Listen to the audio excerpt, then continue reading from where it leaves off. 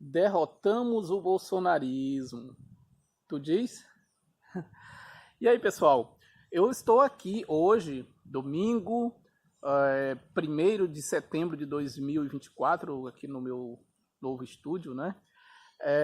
Com a primeira crônica dominical desse mês de setembro. A crônica dominical, às vezes eu escrevo, às vezes eu gravo vídeo, são comentários, né? Uma breve análise, o meu ponto de vista aqui do Cláudio Chaves é sobre alguns acontecimentos que são destaque no dia a dia, né? Na pauta tanto nacional quanto internacional. Se bem que hoje é até difícil dizer o que é nacional, o que é internacional, né? Com esse fenômeno aí da globalização, fica até um pouco difícil dizer o que é apenas local e o que é universal. E essa semana foi realmente uma semana, vamos dizer assim, em que as capas de jornais, né, a imprensa no mundo inteiro teve bastante destaque. O Brasil foi destaque, né? Primeiro nós temos aí que ainda está em alta essa questão aí do Elon Musk, do X, né, da rede social X, e o ministro Alexandre de Moraes. Né? Quanto a isso, eu tenho, digamos assim, fazer apenas uma pergunta. Realmente essa disputa, essa briga é do Elon Musk contra o Alexandre de Moraes? Não? E também nós tivemos recentemente, não sei se exatamente essa semana, mas faz pouco tempo, ainda está repercutindo bastante na imprensa e nas redes sociais, em todas as mídias, o evento lá do comício do Boulos, né, o candidato lá da Prefeitura de São Paulo, junto com a Marta Suplicy, do PT, em que parte do hino nacional foi cantado em linguagem que chamam de linguagem neutra, ou chamam de linguagem inclusiva, né? E aí, sobre isso também eu apenas pergunto, e por que não? Né? Por que não em linguagem neutra? Mas eu não vou, vamos dizer assim, discutir ou comentar sobre esses dois temas. Eu prefiro fazer o resgate de uma outra fala minha sobre essa declaração lá no mês de abril, né, desse ano, acho que foi abril, fim de março, né, do ministro Luiz Roberto Barroso, do STF, né, em que ele participou de um evento, isso foi repercussão nacional, talvez até internacional, um evento da União Nacional dos Estudantes, em que ele saiu, né, praticamente comemorando, derrotamos o bolsonarismo. Né? Naquele momento, eu fiz uma fala, eu não cheguei a postar, mas eu compartilhei com meus contatos, com muitas pessoas e tal, sobre essa declaração do ministro. Primeiramente, diferentemente de muita gente, eu não vejo motivo para escândalo. Primeiro, ele não estava se manifestando nos autos de nenhum processo, não estava no gabinete dele e tal. Os ministros de justiça também são cidadãos, também têm a sua vida política, a sua vida pública, ele estava em público, né? O direito de se manifestar. Se fosse comemorando, se fosse lamentando também, da minha parte eu não vejo nenhum problema. Agora, o que eu achei assim, interessante na fala do ministro foi, digamos assim, a falta de sintonia, né? Porque com o conhecimento que ele tem, com o currículo e acompanhando mais do que ninguém os eventos, porque muitas das coisas que se desdobraram durante esse período foram decididas exatamente lá na corte do STF, não é? Ele me sair com essa realmente passa uma mensagem, né, principalmente para esse campo progressista, um tanto simplista e completamente equivocada. Primeiramente, eu quero falar o seguinte, né, reafirmar o que eu sempre tenho dito desde 2016, tem um texto meu, está lá no Recanto das Letras, intitulado O Fetiche Autoritário. Quem quiser depois pode procurar no Recanto das Letras lá, Claudinho Chandelli, e está lá, O Fetiche Autoritário. Em 2016 eu já comentava sobre isso, né? E eu sempre critiquei o fato das pessoas, principalmente o pessoal do campo progressista, ou chama de esquerda e tal, eu prefiro chamar o campo progressista, sobre bolsonarismo, né? Porque bolsonarismo traz a ideia primeiramente, de que é algo novo, de que foi algo criado naturalmente pelo ex-presidente, né, e que é uma ideologia, seria uma ideologia. Mas o que há de novo? Né? Na verdade, nós sabemos, qualquer um percebe isso, que ele não trouxe nenhuma inovação. Nem os slogans que ele usa, esse negócio de Deus acima de todos, Brasil acima de tudo, Deus, pátria, família, isso não tem nada de novo, absolutamente nada. Na verdade, ele não, vamos dizer assim, se a gente fosse fazer uma analogia entre criatura e criador, né, ele seria a criatura, né, e não o criador.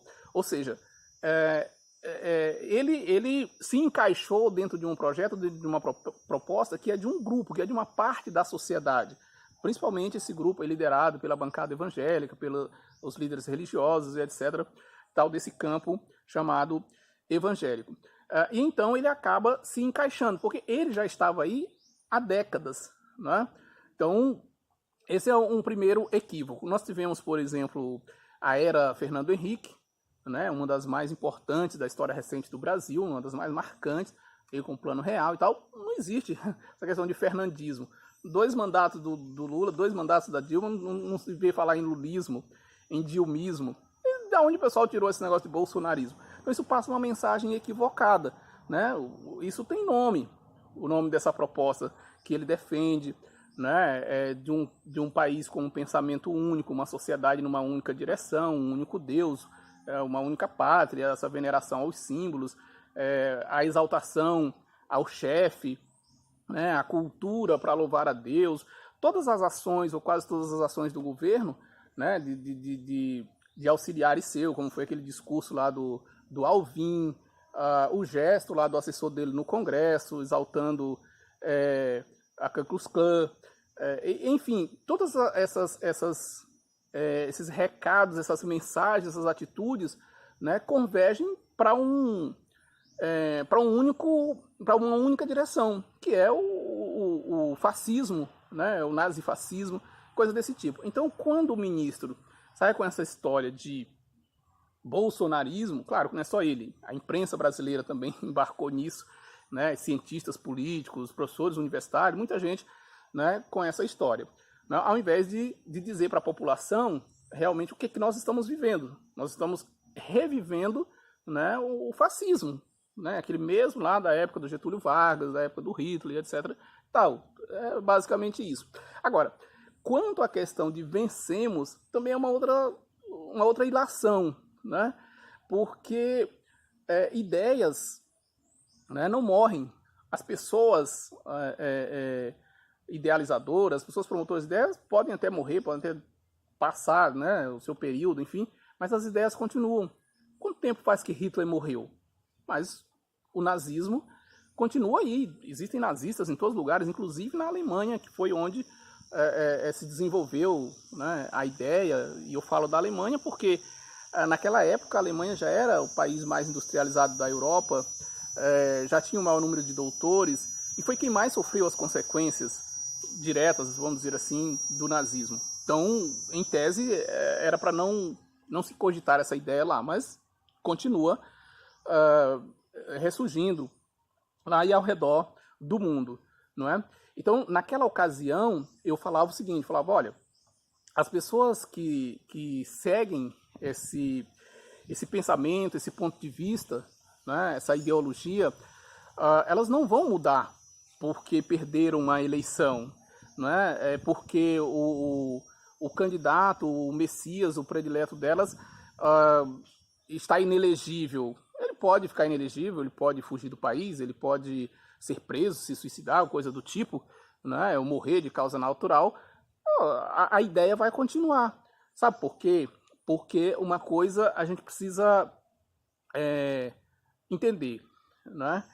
Não há inocentes, ou seja, o número de pessoas ignorantes, o número de pessoas realmente inocentes que não sabem o que está fazendo nesse grupo é muito pequeno, é ínfimo, né? Eu diria que a probabilidade de você encontrar pessoas que realmente não entendem o que estão fazendo, o que está acontecendo nesse grupo, é quase a mesma de você encontrar uma tartaruga que soa em árvore, não é? É um número muito pequeno, né? E eu vou trazer aqui rapidamente alguns fatos que mostram isso. Antes, eu quero dizer o seguinte, eu acredito que essa semana o candidato lá de São Paulo, que é coach, junto com o filho do ex-presidente e outros lá do seu grupo, o Malafraude e tal, devem ter dado muitas gargalhadas do pessoal do campo progressista, do pessoal da esquerda que andava por aí já comemorando um racha, uma divisão do bolsonarismo e etc e tal.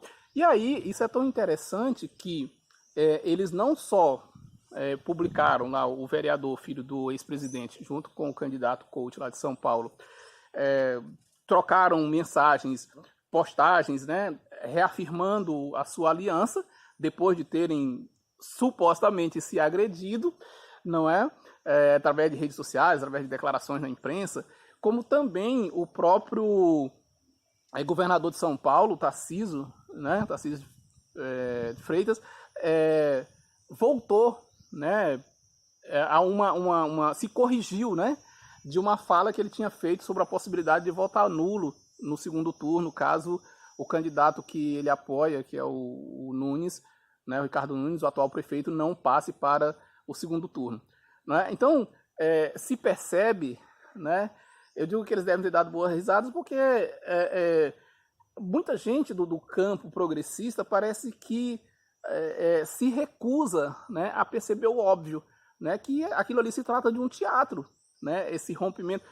Em suma, o que esse pessoal quer é o que eles conseguiram essa semana: ocupar as capas de jornais, ocupar o espaço privilegiado da imprensa, o horário nobre, ser notícia, né, se manter, né, vivo diante da memória das pessoas.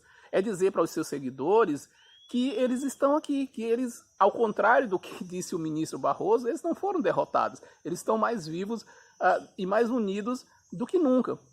Então, o que esse pessoal tem feito com essas manifestações, como eles vão para Paulista e etc e tal, é simplesmente dar esse recado, dizer que estão vivos, né, dizer para os eleitores dos candidatos a prefeito, a vereadores e tal, que a luta continua e pronto.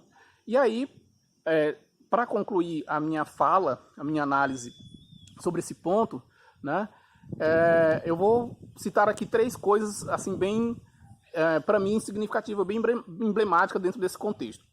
A primeira delas é que a questão da vacina, por exemplo, durante o governo passado, né, o Brasil nunca teve nenhum problema, nós temos nenhum caso de escândalo envolvendo vacina, seja questão de corrupção, seja envolvimento de cientistas, seja a questão de efeitos colaterais graves, pessoas mortas, etc. Nem durante pesquisa, não.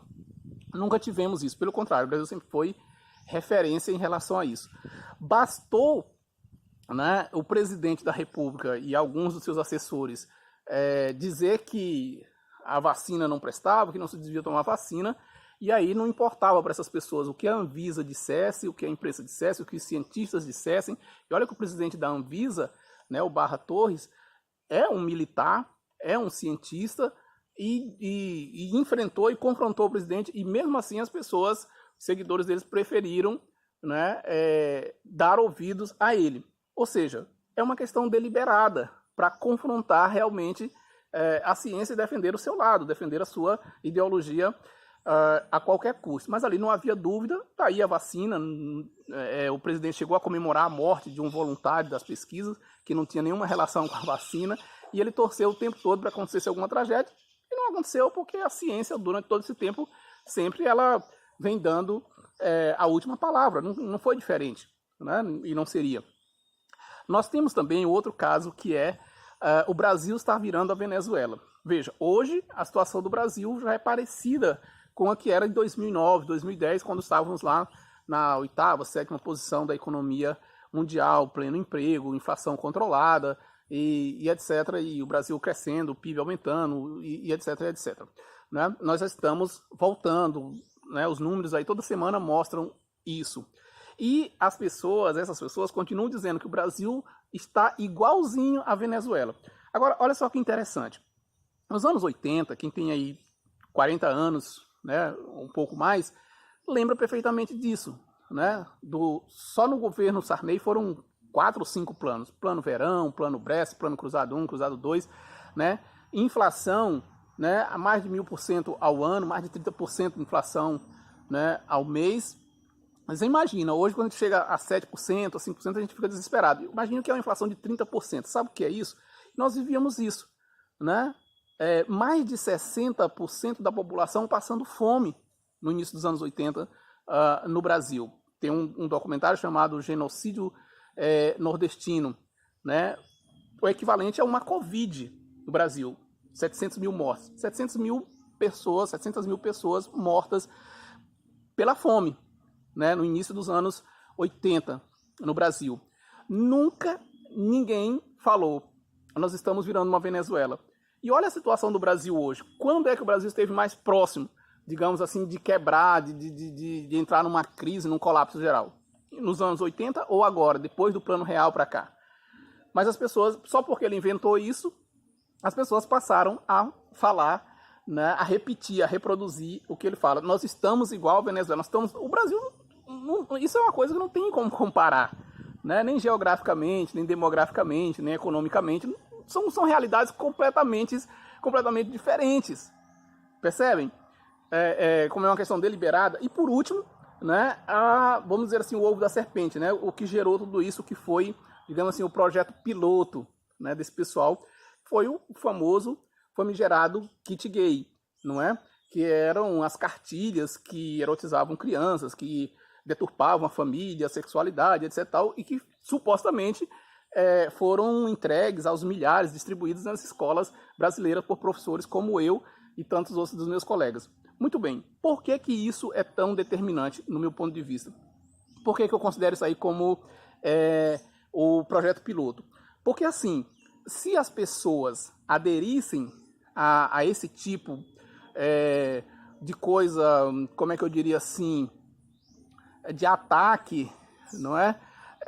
Tão leviano, tão vil, tão aviltante, tão baixo, né? Elas estariam dispostas a aderir a qualquer coisa.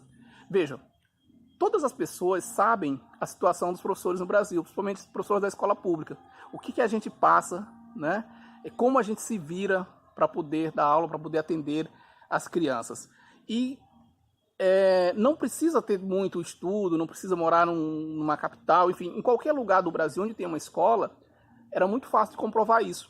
Nenhum pai, nenhuma mãe, nenhum responsável de criança recebeu um dia isso na escola. A imprensa mostrou na época que era mentira, a justiça, enfim, todas as pessoas, até os postes, sabiam que isso era mentira. Mas mesmo assim, as pessoas passaram a reproduzir e a dizer que iam votar nele por conta disso, para evitar isso, para acabar com isso. E aí daí eles vão inventando, né? Depois disso veio a história do banheiro unissex, aí depois veio as pessoas que estavam matando gente de propósito com a Covid, e por aí vai. O resumo da história, né?